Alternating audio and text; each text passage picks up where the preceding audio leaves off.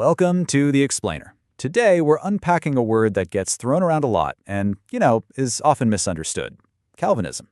We're going to go way beyond the myths to uncover the real story behind this influential Christian doctrine. So, if I say the word Calvinism, what's the very first thing that pops into your head? I'm going to guess that for a lot of you, it's this 5-letter acronym, TULIP, right? It's become this super popular shorthand, but as we're about to see, it's actually a pretty recent development.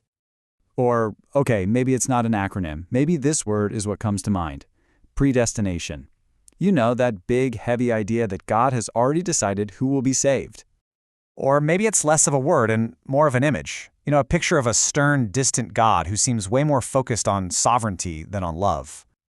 But here's the thing. What if all those common ideas are really just the tip of the iceberg? Because when you actually dig into the historical record, the picture that emerges is so much richer and way more complex. So yeah, let's dive in. So here's our game plan. We're going to explore this untold story by busting 3 major myths. We'll find out the surprising origin of the name, meet the team behind the theology, and discover what they actually considered the heart of their faith. Okay, first up, let's talk about the name itself. Where did this Calvinism label even come from?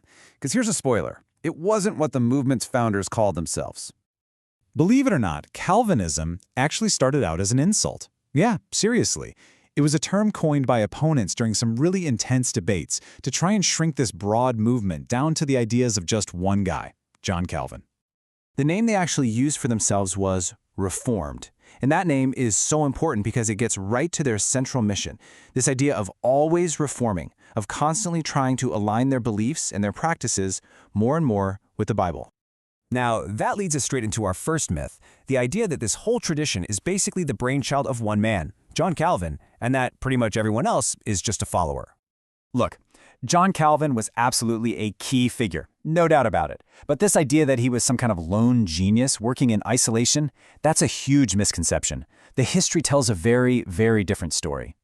In reality, it was much more like a team sport. This was a full-blown international movement built on the collaboration of all these different thinkers and leaders from all over Europe. And what a team it was. I mean, this was a seriously international crew. You've got figures like Martin Bucer, who was a huge influence on Calvin himself, right alongside leaders from all across Europe, all contributing to this shared theology.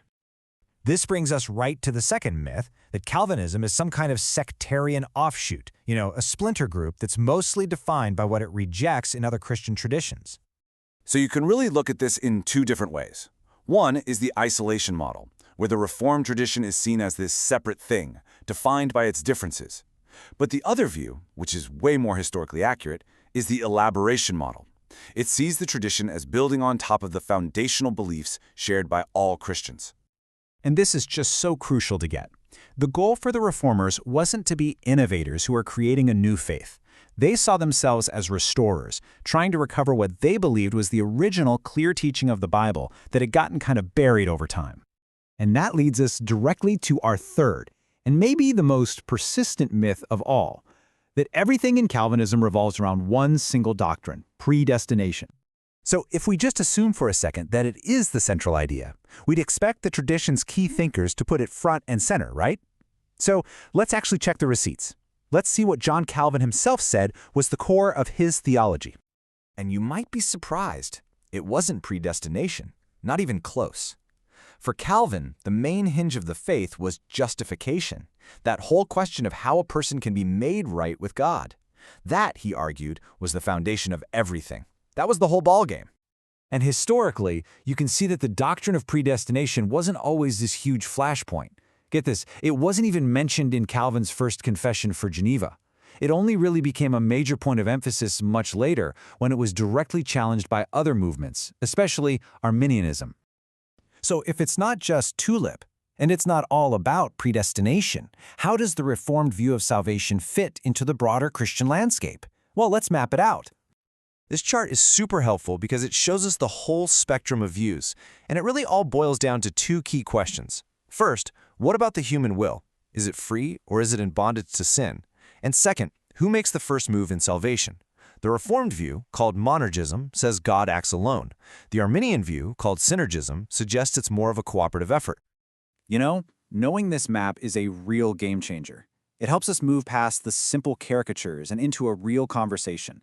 We can see not just what makes the Reformed tradition distinct, but also what it shares with and how it differs from other historic views. It's about meaningful categories, not simplistic labels. So this leaves us with a final thought to chew on. When we look past the caricature of tulip or a single controversial doctrine, and we see the actual history of a team sport aiming to restore ancient truths, how does that change how we see not just the ideas, but the actual people who hold them today?